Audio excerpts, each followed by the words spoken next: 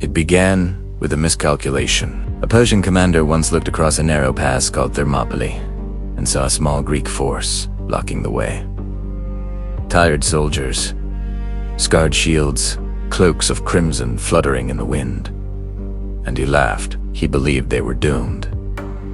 He believed numbers would crush them. He believed courage alone could not stop an empire. What he did not understand was Sparta. Those men were not heroic volunteers. They were the product of an experiment, a society that forged soldiers from childhood, a state that sacrificed comfort for strength, a culture that believed discipline mattered more than life itself. And when those Persian scouts rode back to report what they saw, their words carried a tone of confusion. The men at Thermopylae were not panicked. They were calm. They combed their hair.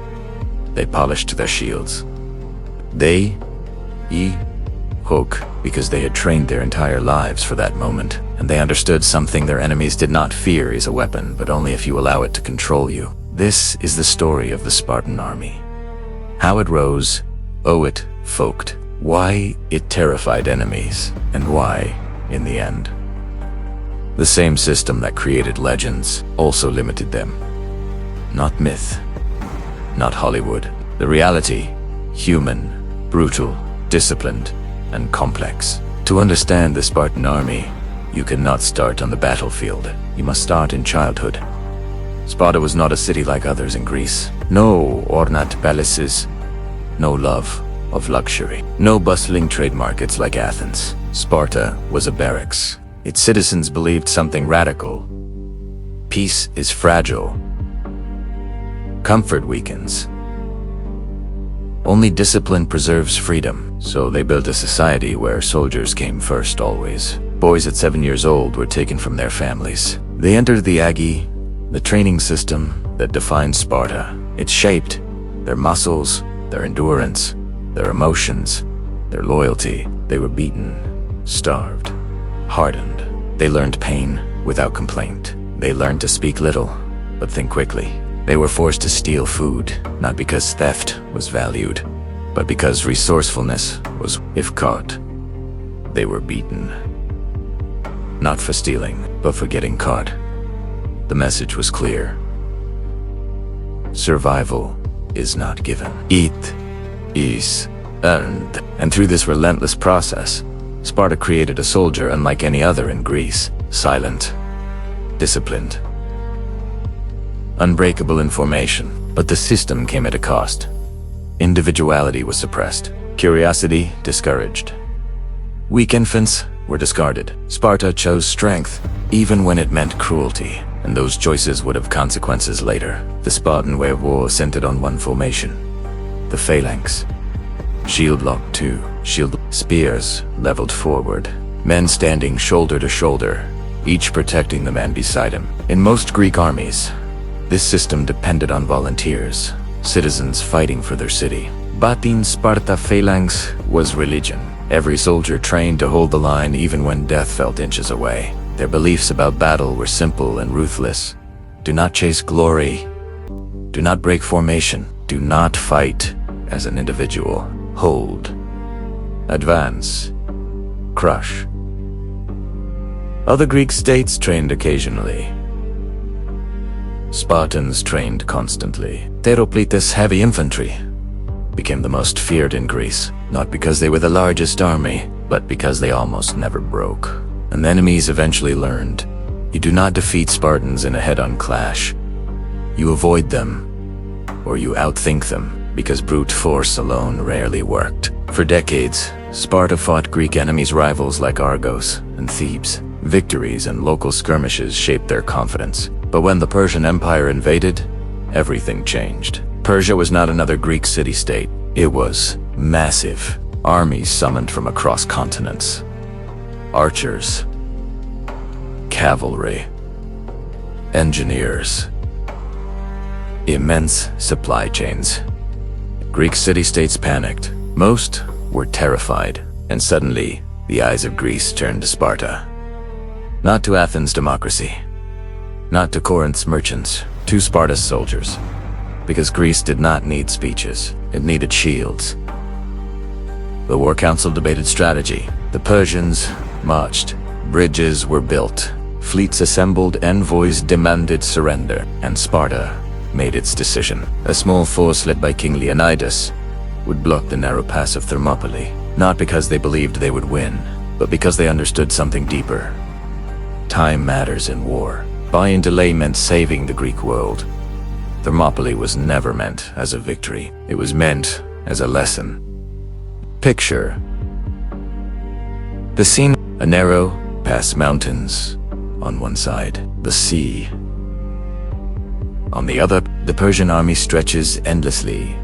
Banners, drums, cavalry, archers, and standing in their way, a fraction of that number, Spartans, alongside allies, forming a shield wall.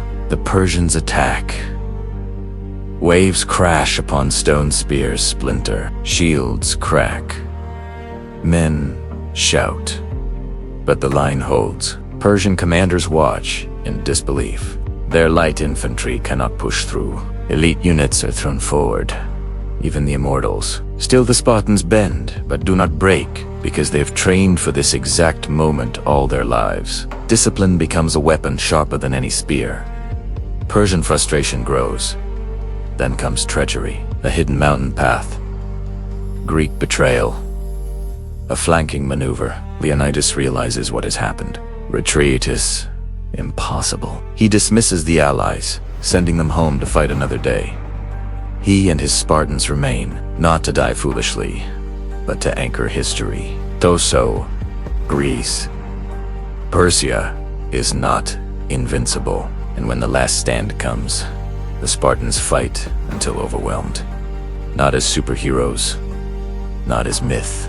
As soldiers doing their duty, their defeat becomes inspiration. And in that moment, the Spartan reputation transforms from formidable to legendary. Thermopylae did not create Spartan greatness. It revealed Italiano. But to understand why Spartans fought like that, you must look beyond heroics. Look at machinery.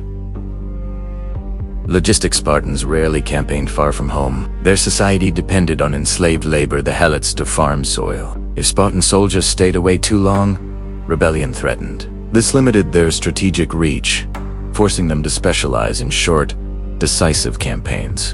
Training, constant drilling shaped cohesion. Spartan hoplites could execute maneuvers mid-battle that most Greek armies found impossible.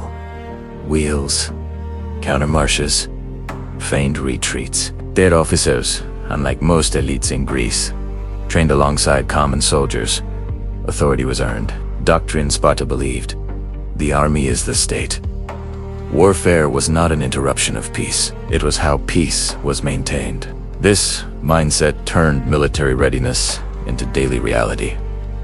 But again, it came at cost. The same rigidity that made Spartans strong also made them slow to adapt. And eventually, enemies learned to fight differently. After the Persian Wars, Sparta dominated mainland Greece. Athens rebuilt, powerful in navy and culture, but feared Spartan soldiers. For decades, tension simmered, then erupted into the Peloponnesian War. Sparta expected a traditional land war, phalanx versus phalanx, city versus city, but Athens refused to play the old game. They stayed behind walls, used ships to strike elsewhere, avoided direct land battles. Spartan doctrine, built entirely on land superiority, struggled. Their logistical system was not designed for lengthy sieges and global naval warfare. They adapted, slowly, painfully. They sought Persian money to build fleets. They trained new commanders. They learned. Eventually, through persistence and shifting alliances, Sparta won. But victory exhausted them and revealed cracks. Sparta could dominate land battles, but their rigid society struggled economically, culturally, and diplomatically. The world evolved. Sparta did not. Certain battles exposed both Spartan strengths and vulnerabilities. Spartaria Spartan soldiers were trapped and surrendered. Greece was shocked. Spartans surrender. The myth cracked. They were human. They could be surrounded, isolated, outmaneuvered. Mantinea later, when formation warfare returned, Sparta recovered its aura. Their discipline again overwhelmed opponents. The lesson was clear: put Spartans in their element. They dominate. Force them out of it. They struggle. War was evolving. Sparta refused to evolve with it. Over time, several forces eroded Spartans' strength. Population fell. Citizenship rules remained rigid. Helot revolts threatened constantly. Wealth inequality grew. The army remained brave, but small. Then came Thebes. A general named Epaminondas studied Spartan tactics and rewrote the rules. At Leuctra, he attacked with a new strategy, a deep column, crushing Spartan elites directly, breaking their sacred right wing. The unthinkable happened. Sparta on open land, lost. Their aura shattered, and with it, the myth of invincibility dissolved. Sparta remained, but the legend now belonged to memory, not reality. Sparta's story is often romanticized, but behind every disciplined soldier was sacrifice. Children torn from mothers, families without emotional bonds, a state that valued soldiers above citizens. Spartan women endured constant fear, their sons raised for death more than life. The system produced warriors, but at enormous cost. Greatness in war often demands sacrifice. Sparta embraced that bargain completely. Whether it was worth it, history leaves unanswered. The Spartan army dominated not because of magic or destiny. It triumphed because it mastered fundamentals, training, discipline, unity, mental control. Their enemies underestimated them, believing courage alone wins wars. Sparta proved otherwise. But their downfall carries equal weight. Rigidity kills innovation. Systems that refuse change eventually break. Discipline is powerful, but only when combined with adaptability. The legend of Sparta endures not simply because they fought, but because they reveal a truth etched into history.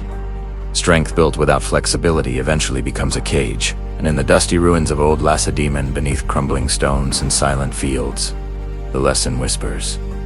Discipline creates legends, but legends are still human. And humans, like every empire, rise, shine, and fade.